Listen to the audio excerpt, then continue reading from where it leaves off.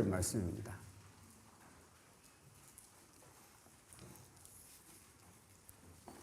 하나님 말씀 구약성경 사사기 12장 1절 말씀입니다. 찾으신 줄 알고 봉독 드리겠습니다. 사사기 12장 1절입니다. 에브라임 사람들이 모여 북쪽으로 가서 입다에게 이르되 내가 암몬 자손과 싸우러 건너갈 때에 어찌하여 우리를 불러 너와 함께 가게 하지 아니하였느냐? 우리가 반드시 너와 내 집을 불사르리라 하니 입다가 그들에게 이르되 나와 내 백성이 암몬 자손과 크게 싸울 때에 내가 너희를 부르되 너희가 나를 그들의 손에서 구원하지 아니한 고로 나는 너희가 도와주지 아니하는 것을 보고 내 목숨을 돌보지 아니하고 건너가서 암몬 자손을 쳤더니 여호와께서 그들을 내 손에 넘겨주셨거늘 너희가 어찌하여 오늘 내게 올라와서 나와 더불어 싸우고자 하느냐 하니라. 우선 3절까지 봉독 드렸습니다. 우리는 지금 하나님께서 아브라함에게 찾아가셔서 일방적이고 주권적으로 언약을 맺어주셨는데 그것은 하나님께서 복되고 복된 이스라엘 나라, 모형적 하나님 나라를 하나님의 주권적인 방식으로 세워주시겠다. 이렇게 하나님께서 언약을 하시고 그 언약을 수백 년을 거쳐서 신실하게 하나님 살아계셔서 그 언약을 이루어 가시는 과정을 우리가 살펴가고 있습니다. 오늘 우리가 살피는 사사기는 하나님 나라 언약 가운데 자손 언약은 수백만으로 아브라함 한 사람에게 약속하신 약속이 수백만으로 번창케 하셨습니다.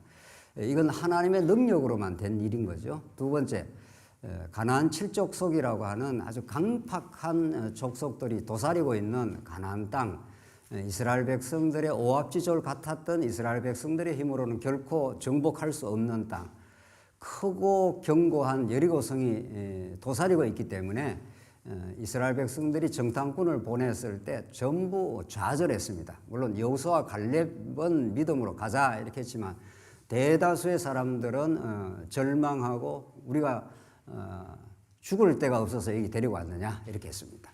이 모세야 우리가 죽을 데가 없어서 여기까지 이 광야를 거쳐 데리고 왔느냐, 도저히 우리 힘으로는 정복할 수 없는 땅이다 이런 거죠. 그럼에도 불구하고 하나님의 언약하신 신실하신 하나님께서 여호수아를 앞세워서 너무도 크고 견고한 성벽을 여지없이 무너뜨리면서 하나님의 약속이 성취됩니다. 그 땅에서 이루어지는 일입니다. 이제 그 땅을 정복한 그 땅에서 평화로운 나라가 이루어지기를 누구나 기대합니다. 그건 하나님이 약속한 땅이기 때문에 하나님이 주권적으로 정복해 들어간 땅이기 때문에 곧바로 그 땅에 하나님의 평화가 그들에게 임하여 그렇게 이루어지면 얼마나 좋겠습니까마는 하나님은 그렇게 하질 않습니다. 이게 이사야서가 말하는 대로 내 생각과 너희 생각이 다르며 이런 이사야의 그 말씀의 핵심 내용인데 하늘의 떡과 땅에 살아가는 우리의 생각은 너무도 격차가 큽니다. 아담 타락 이후 모든 인간은 이미 자기 중심이 되었고 만물과 만사가 자기 중심으로 돌아가기를 원하고 자기 중심으로 돌아가지 않을 때 우리는 불만을 토로하고 불평하고 그렇게 합니다. 이스라엘 백성들이 땅을까지 정복을 했으니 그 땅에서 하나님이 통치하시는 나라를 곧바로 이루어 주시면 좋을 것만 그렇게 하질 않습니다. 약 350년 동안의 사사기라고 하는 왕이 없으므로 자기 소견에 옳은 대로 행하는 인간의 그 실상을 하나님께서 여지없이 드러내시고 너희들의 모습 안에서 너희들 안에서 결코 내가 약속한 이스라엘 나라, 하나님이 통치하시는 나라, 하나님을 사랑하고 이웃을 자기 몸처럼 사랑하는 그 거룩한 나라는 너희들의 힘으로 결코 이루어질 수 없음을 깨닫게 하고 그들이 얼마나 머리끝에서 발끝까지 죄인임을 뼈저리게 깨닫게 하시고 하나님의 은혜로만 세우는 나라, 하나님의 아들을 통해서만 세우는 그 나라를 확정시켜 주시는 말씀이 오늘 사사기에 개진되고 있는 말씀입니다. 오늘 12장 내용은 입다사사의 이제 마지막 사건과 장면이 나타나는 말씀이 오늘 12장에 나타나 있습니다. 오늘 12장 내용에서는 압축해서 말씀드리면은 입다가 잡류 중에 거했고 기생의 아들로 그 출신 자체가 변변치를 않습니다. 모든 사사가 다 그러합니다. 이제 마지막에 나오는 삼손 사사는 더합니다.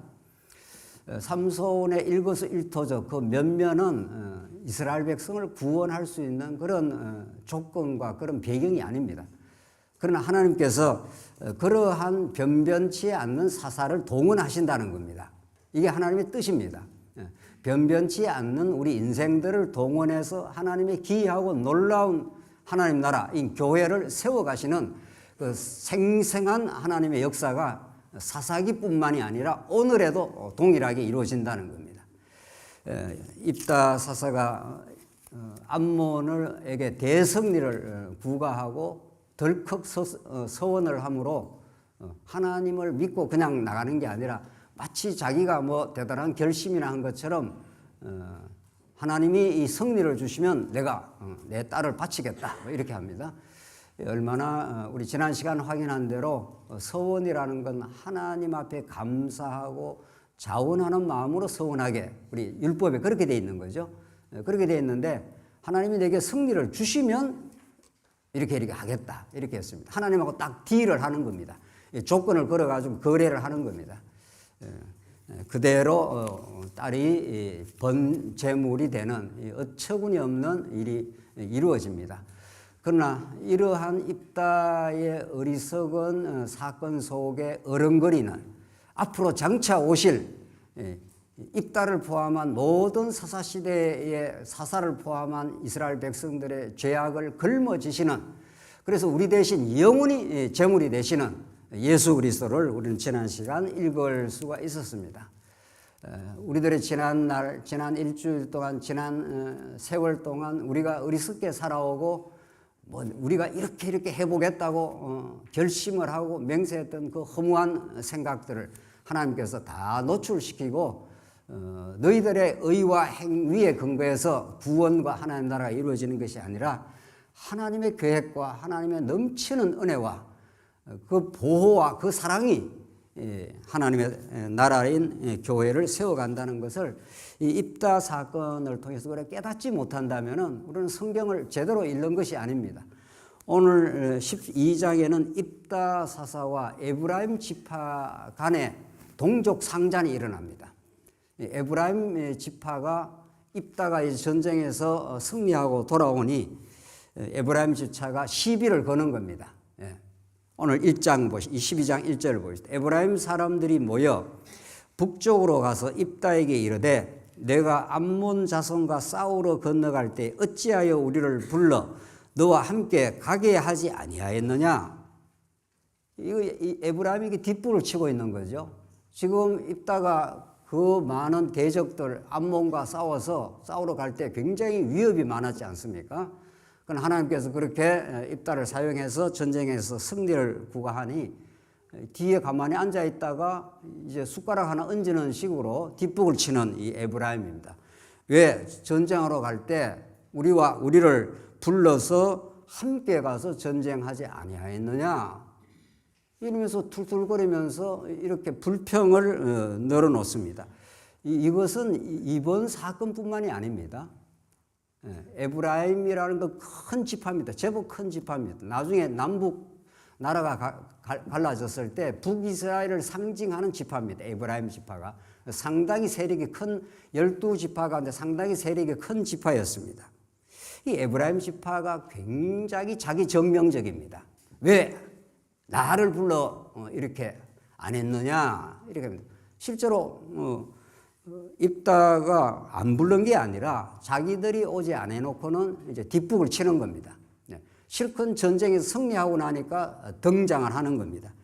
이것이 앞에서도 똑같이 반복이 되었습니다. 한번 보실까요? 사사기 8장 1절 한번 보겠습니다. 바로 스크린 보셔도 됩니다. 사사기 8장 1절.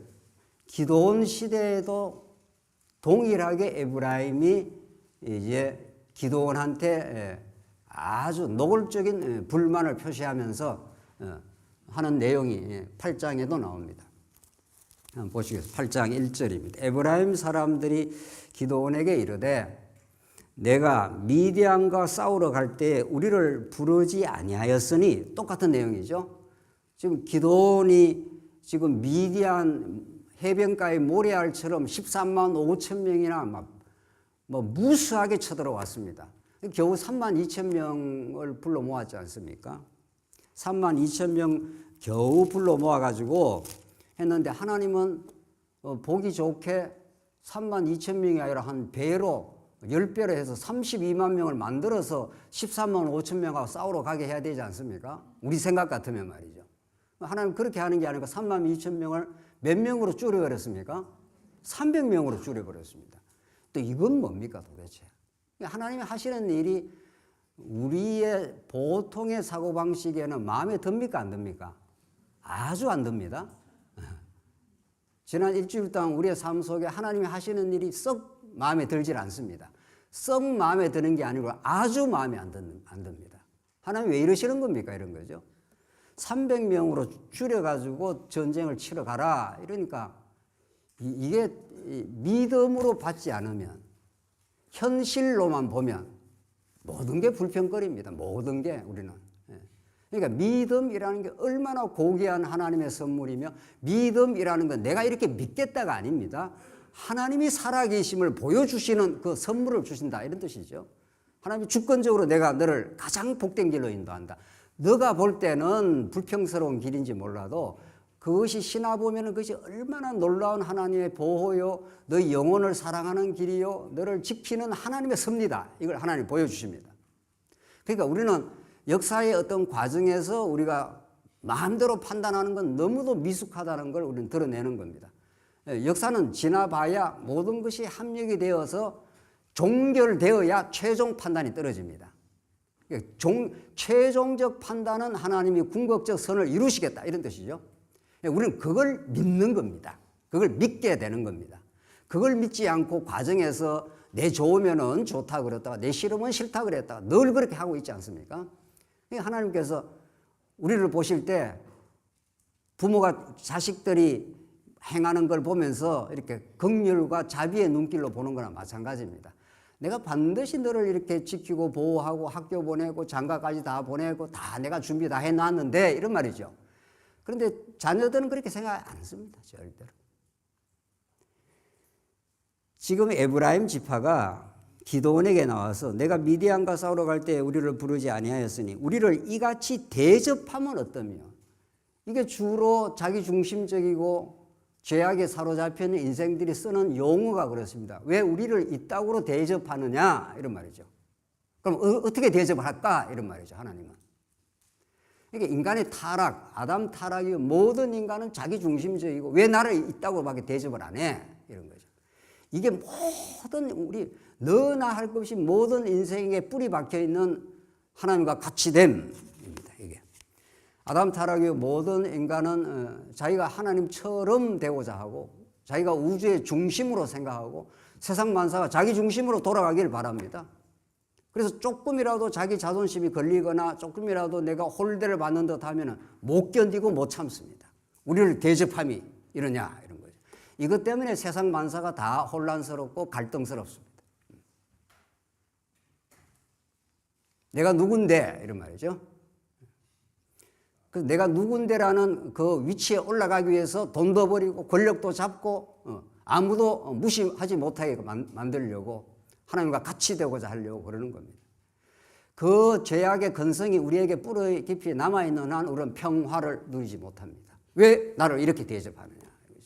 하나님은 너가 뭔데? 이렇게 나오는 거죠.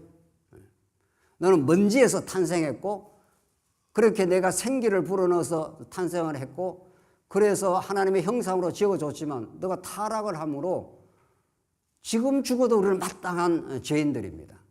아무도 우리는 하나님 앞에 내가 나를 왜 이렇게 대접을 합니까? 할 수 있는 자가 아무도 없습니다. 이 자리에 존재하게 하고 예수를 믿게 하고 우리를 이렇게 살게 하는 건 놀라운 하나님의 은혜의 선물일 뿐인데 에브라임은 그러지 않았습니다. 우리를 이같이 대접하면 어찌 됨이냐 하고 그와 크게 다투는지라. 이게 갈등의 요인입니다. 인간 만사의 모든 갈등의 요인은 자기 중심적 사고방식. 나를 왜 이렇게 대접하느냐. 이게 여기부터 생깁니다. 이게 자기가 죄인인지를 모르는 겁니다. 자기가 하나님 앞에서 먼지요, 티끌이요, 아무것도 아닌 존재라고 생각하면 누가 어떻게 대접해도 상관없는 겁니다. 또 그리고 그 사람이 그렇게 하는 게 아니고 하나님이 어떤 사람을 통해서 그렇게 하는 겁니다. 왜? 자꾸 우리가 높아지려고 하니까 하나님께서 더 낮추어 버리려고 아무것도 아닌 인생을 깨닫게 해야 우리는 모든 게 그 위에 하나님의 은혜임을 알게 됩니다. 결국 하나님께서 은혜임을 알아 그를 찬송하게 해서 하나님만을 경외하게 만들려고 하는데 우리는 그 과정에서는 그게 만만치 않습니다. 그 내려감의 시간, 그 무너짐의 시간, 자기 부인의 시간이라는 게 얼마나 간단치 않습니다. 7, 80년의 역사가 필요한 겁니다. 이게 광야고 7, 80년의 역사고 그렇습니다. 우리는 여기 와서 우리 찬양대가 찬송하고 우리 모두 찬송하지만 진짜 찬송은 그렇게 나오지 않습니다. 진짜 찬송은 얼마나 무너지고 나를 이렇게 대접하느냐 하는 이 자기중심적 사고방식, 견고한 그 자아의 우상, 그것이 세상살이 하면서 또 무너지고 또 무너져서 아주 바스러져서 먼지처럼 되기까지는 광야가 필요한 겁니다. 여러분과 저에게. 호락호락하지 않습니다. 신앙생활이 우리가 기대하는 대로 그렇게 평탄하지 않습니다. 그래서 이 광야의 시련 속에 집어넣고 계속 하나님께서 옛자를 죽여나가는, 그래서 진짜 새로운 자아의 탄생, 진짜 예수 안에 새로운 피조물, 그래서 예수만 바라보는 인생 되게 하시려고 여러분과 저에게 이끌어갑니다. 딱 12장으로 다시 한번 돌아가 보십시오.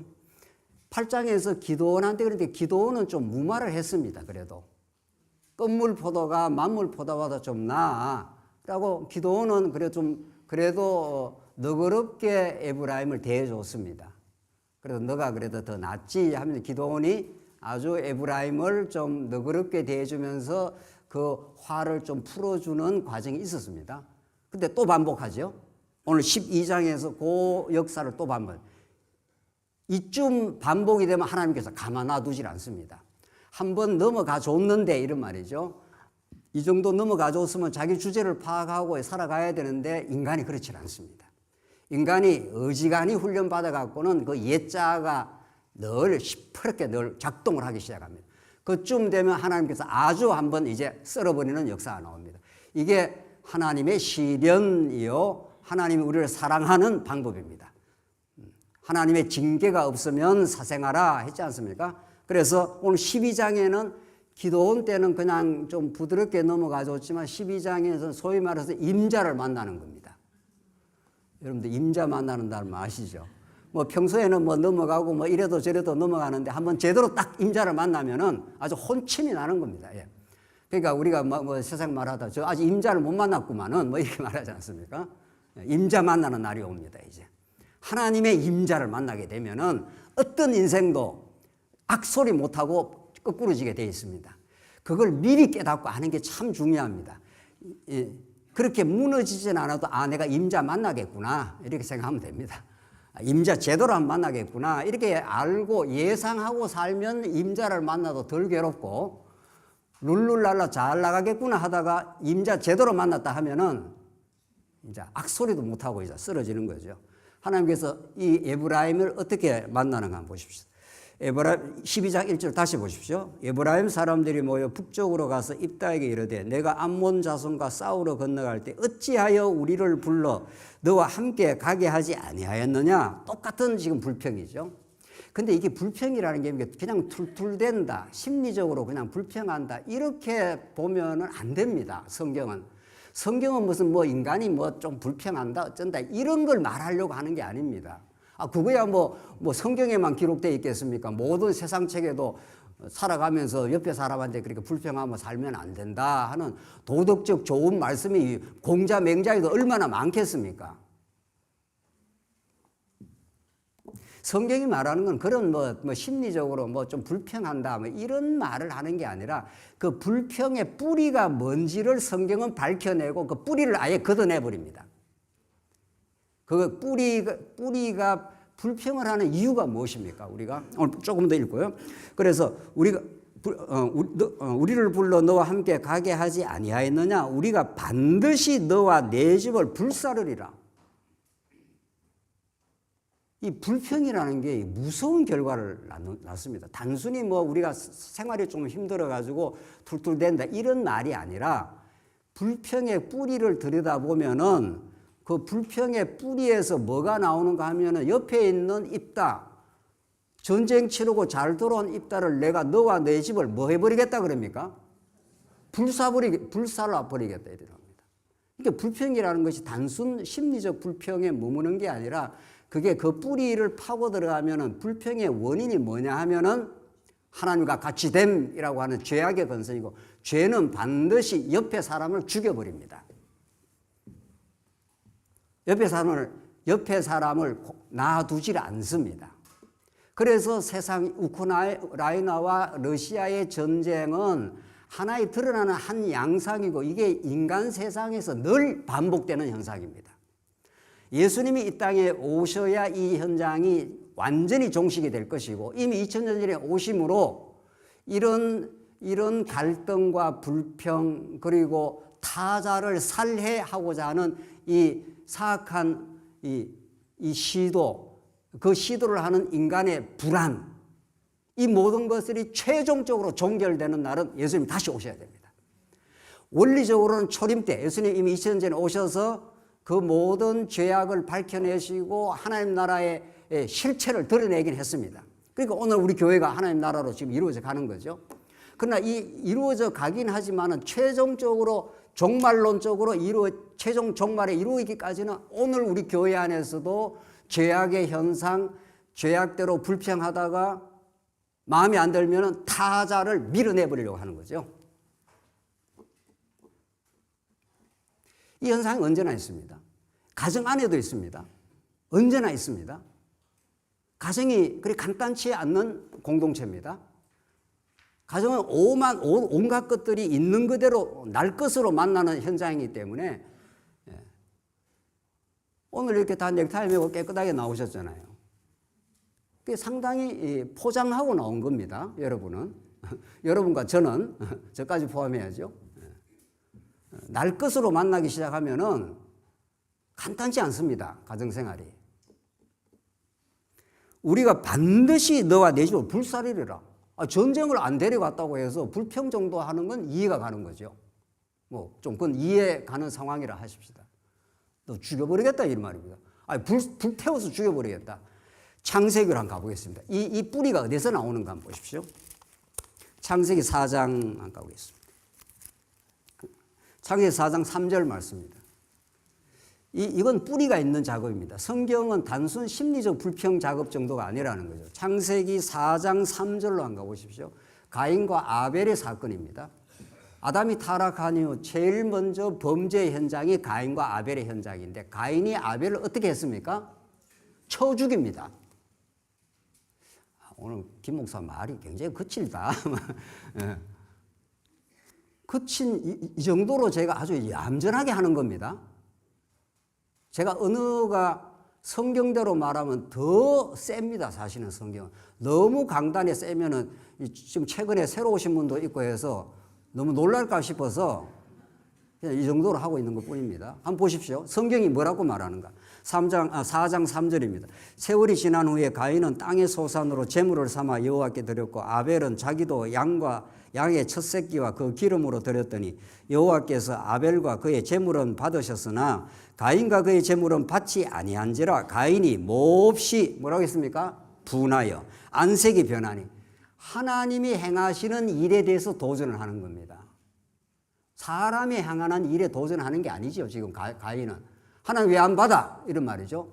하나님이 이렇게 대놓고 분노를 표합니다. 이게 인간입니다. 인간이 이렇습니다. 이런 인간 안에 무슨 자기 구원의 가능성이 인간 안에 있습니까?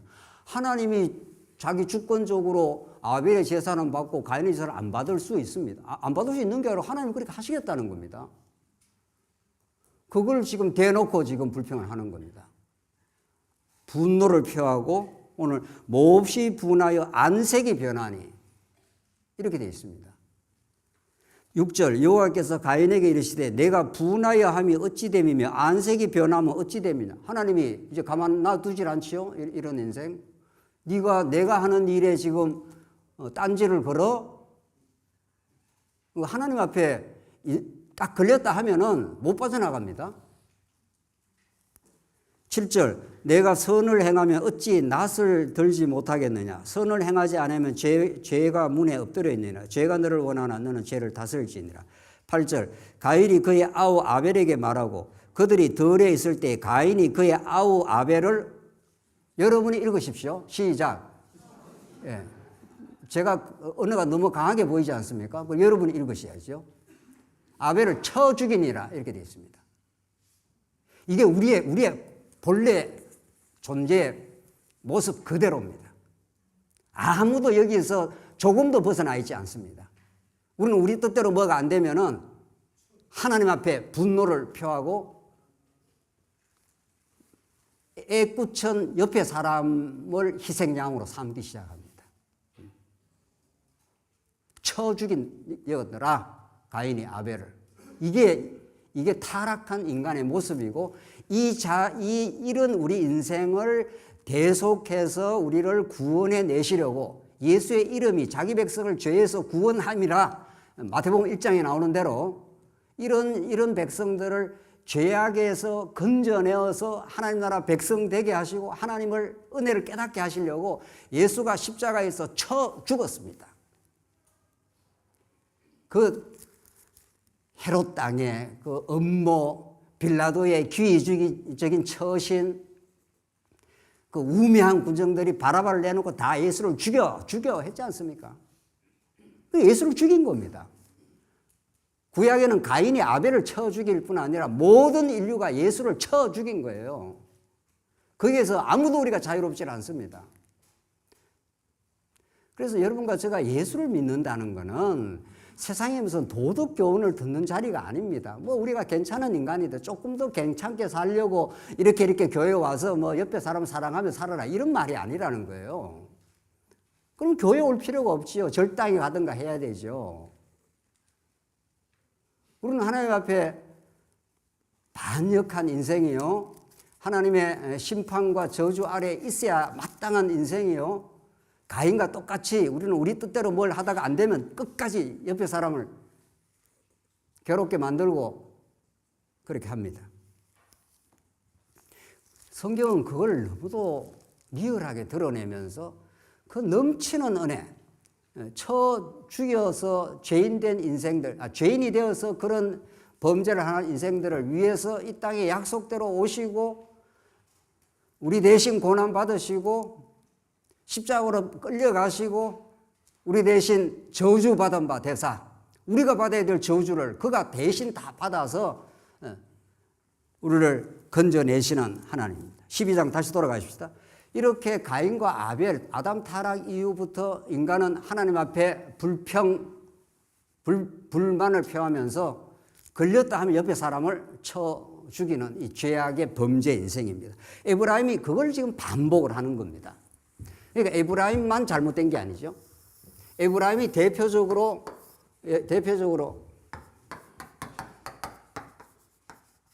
그 아벨이 피를 흘렸지 않습니까? 죽여서. 그래서 복음서에 아벨의 피가 누구를 상징한다 그랬습니까? 예수 그리스도를 상징한다 했지 않습니까?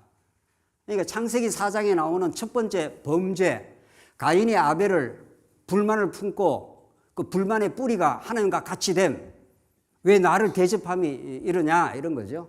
그래서 아벨의 피 흘려 죽은 이 피가 예수 그리스도 앞으로 오실 예수 그리스도의 모형이 된 거죠. 성경은 그런 지금 진리를 계속 증거하고 있는 거죠. 그런 사건이 에브라임에게 반복이 되는 겁니다. 에브라임에게 반복이 되고 이것이 계속 반복이 되고 이 모든 죄악을 모든 구약 백성, 더 나아가서 하나님 나라 백성의 죄악을 걸머지시고 예수님이 죽으시는 거죠. 그래서 2절 입다가 그들에게 이르되 내가 나와 내 백성이 암몬 자손과 크게 싸울 때에 내가 너희를 부르되 너희가 나를 그들의 손에서 구원하지 아니한 고로 나는 너희가 도와주지 아니하는 것을 보고 내 목숨을 돌보지 아니하고 건너가서 암몬 자손을 쳤더니 여호와께서 그들을 내 손에 넘겨주셨거늘 너희가 어찌하여 오늘 내게 올라와서 나와 더불어 싸우고자 하느냐. 왜 이러냐. 너가 같이 가지 않지 않았느냐. 이제 와서 뒷북치고 불평하는 건 뭐냐. 이렇게 입다가 조목조목 따졌습니다. 이제 기도는 넘어가 줬지만 입다는 넘어가 주지 않습니다. 하나님이 넘어가 주지 않습니다. 이제 4절 입다가 길러 사람을 다 모으고 에브라임과 싸웠으며 길러 사람들이 에브라임을 쳐서 무찔렀으니 이는 에브라임의 말이 너희 길러 사람은 본래 에브라임에서 도망한 자로서 에브라임과 므낫세 중에 있다 하였습니다. 이게 또 에브라임이 또 화를 불러 일으켰습니다. 이 입다 너들은 길라 사람 너들은 에브라임에서 도망친 사람 아니야 하면서 아주 오명을 딱 붙였습니다. 그러니까 입다가 이제 못 견디는 겁니다. 입다도 마찬가지예요. 입다도 지금. 그래서 우리가 도망친 사람이라고 이렇게 하면서 그러니까 이게 천대받는 사람이라는 그 딱지를 딱 붙인 거죠. 이 에브라임 사람이. 그래서 어떤 결과를 낳는가? 5절 보십시오. 길라 사람이 에브라임 사람보다 앞서 요단강 나루턱을 장악하고 에브라임 사람의 도망하는 자가 말하기를 청하건대 나를 건너가게 하라 하면 길라 사람이 그에게 묻기를 내가 에브라임 사람이냐 하여 그가 만일 아니라 하면 그에게 이르기를 십볼렛이라고 발음하라 하여 에브라임 사람이 그렇게 바로 말하지 못하고 십볼렛이라고 발음하면 길라 사람이 곧 그를 잡아서 요단강 나루턱에서 죽였더라. 그때 에브라임 사람의 죽은 자가 몇만 명입니까? 4만 2천 명입니다. 이게 무슨 말인가 하면은 이렇게 강이 있는데 강에 전쟁이 이제 지금 벌어졌습니다. 그래서 나루턱을 딱 지키는 겁니다. 나루를 딱 지켜가지고 여기 지금 에브라임 사람이 지나가면은 이제 에브라임 사람의 그 발음이 왜 우리 경상도, 전라도 발음 잘 못 고치지 않습니까? 김중훈 목사도 경상도 액센트가 막 세게 나온다면서요. 이제 서울 산 지가 오래되는데 저 서울 사람이 됐는데도 발음이 잘 안 고쳐져요.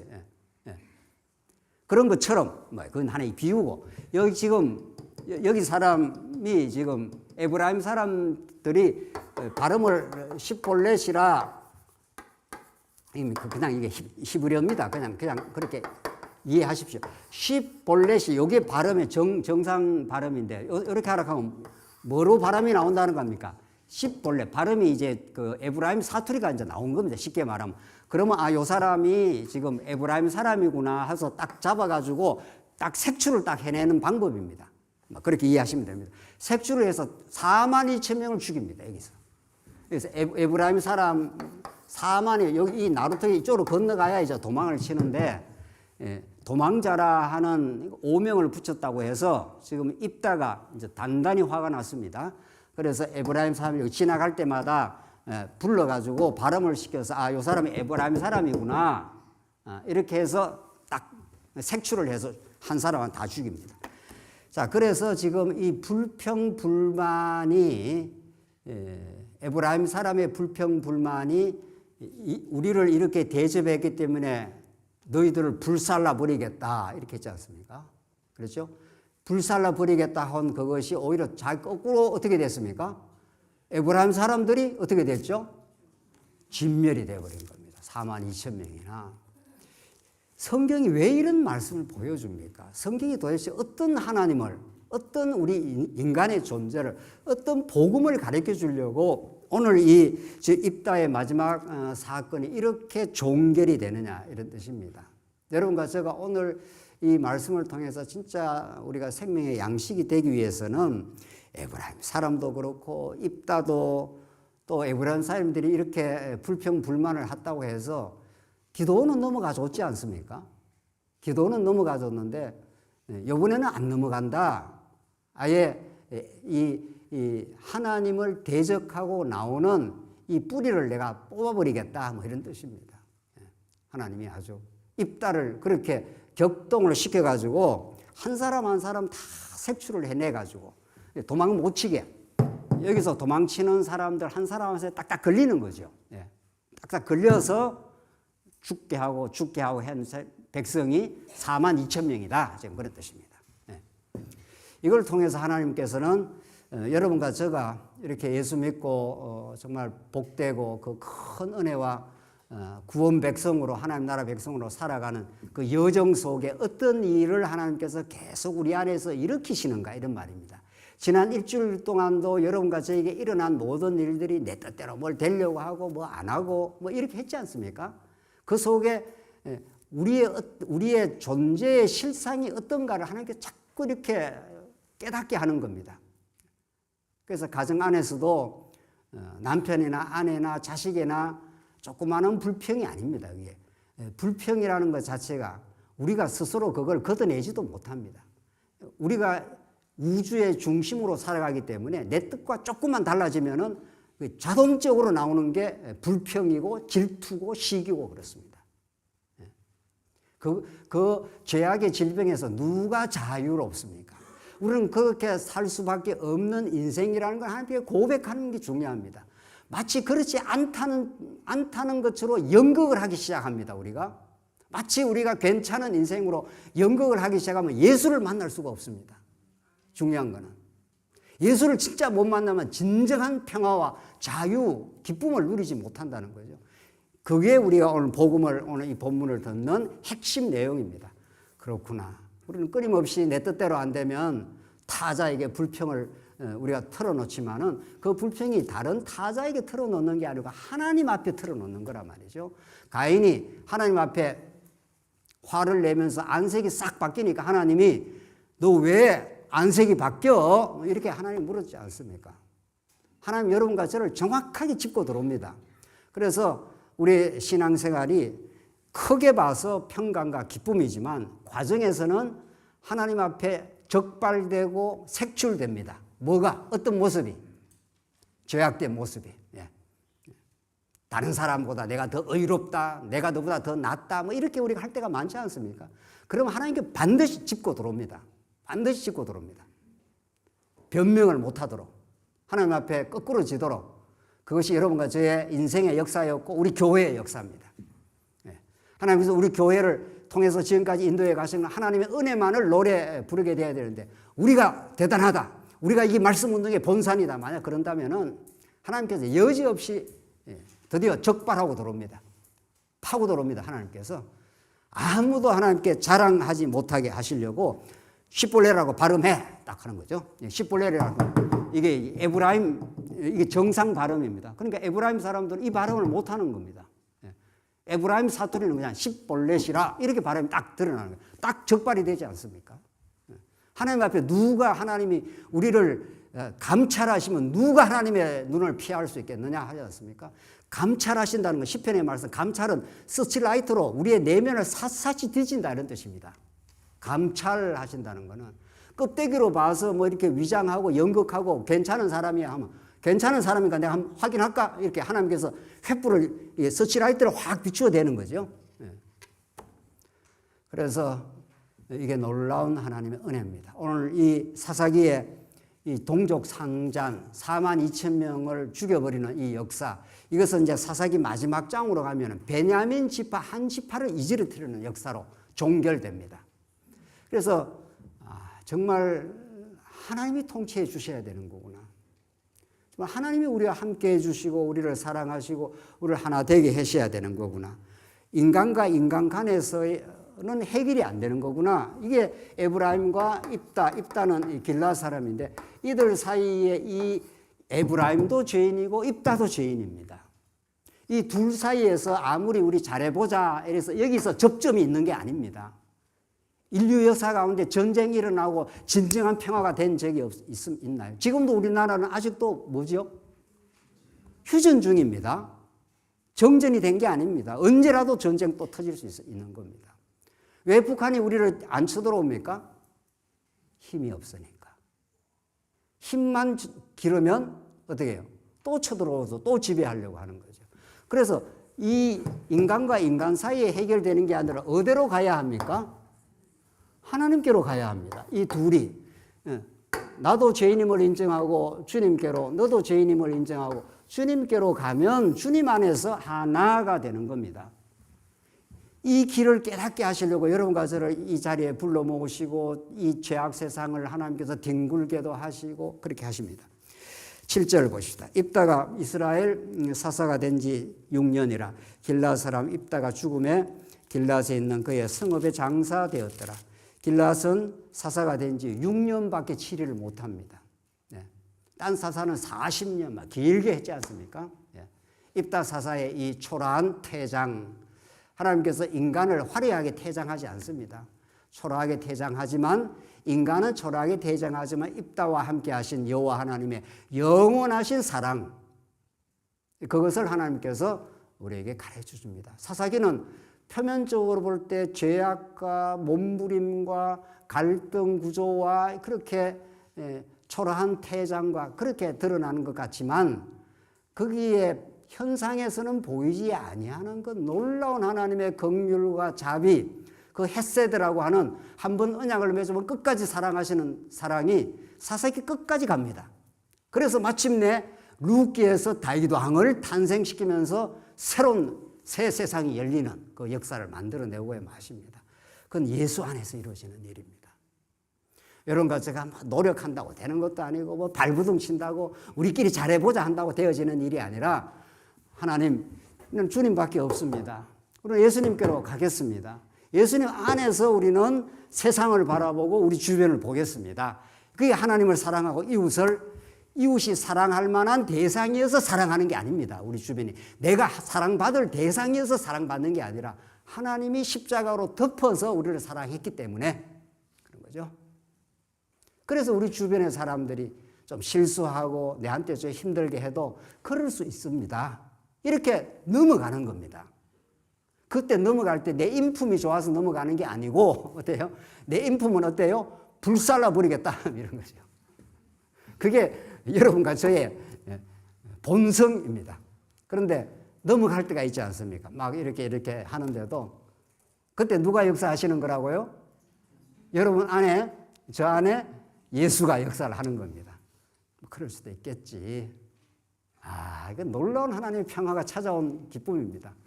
뭐 그렇게 저 사람이 힘들어서 그렇겠지. 이건 정말 하늘이 준 평화입니다. 하나님 나라는 이렇게 우리에게 찾아옵니다. 읽고 끝내지요. 오늘 마지막 사사, 입산, 엘론, 이제 압돈이 있는데 다 똑같은 내용입니다. 13절 가보십시오.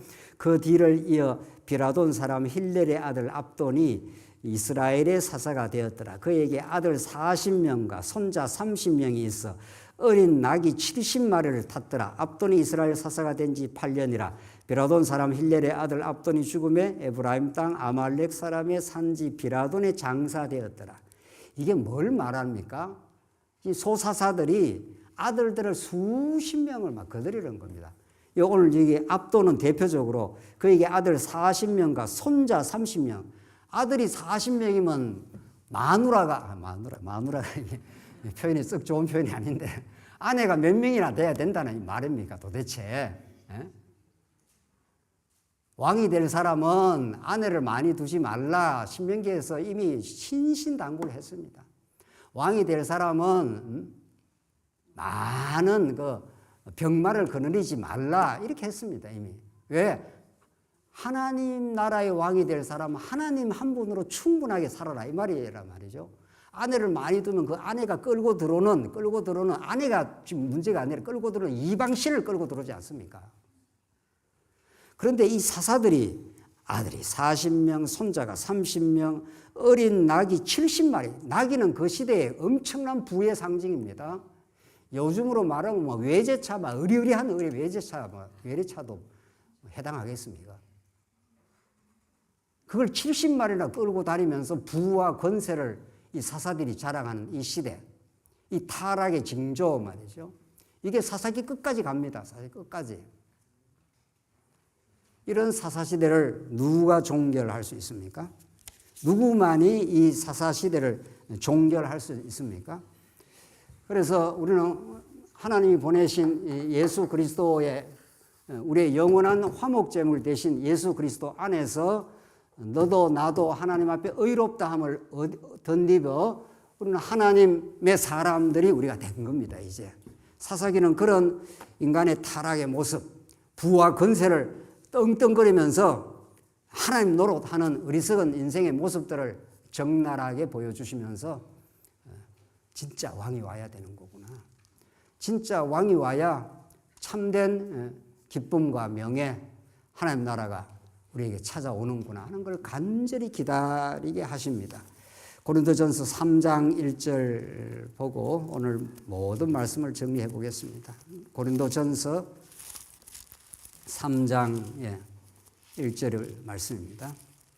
사도 바울은 고린도 교회의 갈등, 오늘 사사기의 이 에브라임 족속과 입다의 갈등이 신약적으로 표현하면은 고린도전서에 아볼로파라 게바파라 하면서 어떤 한 사람 인간을 중심에 놓고 지금 파벌이 생겨서 분쟁하는 고린도 교회를 바라보면서 고린도전서 3장 1절 형제들아 내가 신령한 자들에게 대함과 같이 너에게 말할 수 없어서 육신에 속한 자 곧 그리스도 안에서 어린 아이들을 대함과 같이 하노라. 너희가 지금 신앙으로 어리다 이런 말이죠. 2절 내가 너희를 저주로 먹이고 밥으로 아니하였나니 이는 너희가 감당하지 못하였거니와 지금도 못하리라. 너희들이 지금 딱딱한 음식을 먹을 그런 단계에 와 있지 않다. 3절 너희는 아직도 육신에 속한 자로다. 너희 가운데 뭐가 있다 그랬습니까? 시기와 분쟁이 있으니. 시기라는 건 내보다 잘난 사람 못 봐주겠다 그 말이죠. 이게 얼마나 유치하고 어리석은 죄악의 모습입니까? 우리 예수 안에서 잘나고 못한 사람이 없습니다.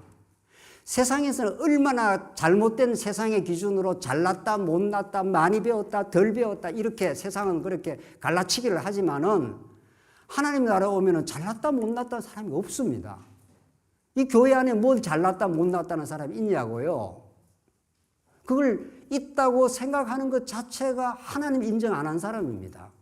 우리 모두가 똑같은 죄인이라면은 누가 더 잘났다 못났다 하는 사람이 있을 수 있냐고요. 그런데 고린도 교회가 시기가 있고 분쟁이 있습니다. 어찌 육신에 속하여 사람을 따라 행함이 아니리요. 어떤 이는 말하기를 나는 바울에게라 하고 다른 이는 나는 아볼로에게라 하니 너희가 육의 사람이 아니리요.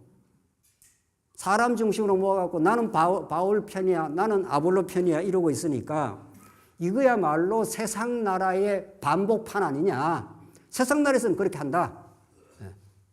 국힘당이냐 또 뭐죠? 민주당이냐 그거하고 지금 치고받고 싸우고 난리를 하지 않습니까? 백성들은 지금 살기 어려워 죽겠는데 말이죠. 5절 그런즉 아볼로는 무엇이며 바울은 무엇이냐? 그들은 주께서 각각 주신 대로 너희로 하여금 믿게 한 사역자들이니라. 6절 7절이 결론입니다. 나는 심었고 아볼로는 물을 주었으되 오직 하나님께서 뭐하게 하신다고요? 자라나게 하셨나니. 하나님이 바울도 쓰시고 아볼로도 썼을 뿐이다.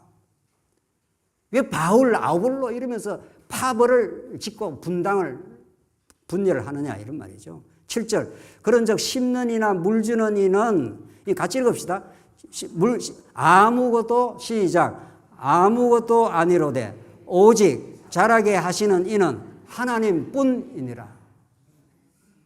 아멘 아닙니까? 이건 정말 심는 이는 바울이고 물 주는 이는 아볼로고 하나님께서 그런 사람 그때 동원시켜서 하나님이 우리 교회를 하나님의 교회를 자라게 했는 하나님의 영광을 돌리며 하나님이 하신 일이라. 이렇게 할 때 우리는 비로소 하나가 될 수 있는 거죠. 비로소 우리는 그리스도 중심, 하나님 중심의 신앙, 세상과는 너무도 다른, 세상에 당파 짓는 것과는 너무도 다른 우리는 하나님 나라의 참된 기쁨을 우리는 누릴 수 있습니다.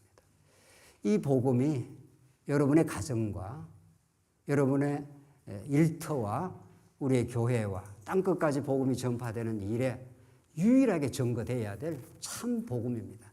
이 복음만이 우리를 자유케 하고 이 복음만이 우리를 서로가 서로를 하나 되게 만드는 유일한 원리입니다. 기도하십시다. 하나님 아버지 은혜를 감사합니다.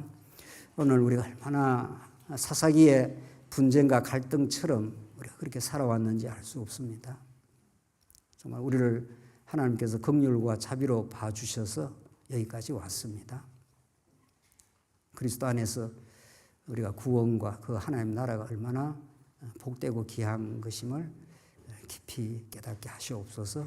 예수님 이름으로 기도하옵나이다. 아멘.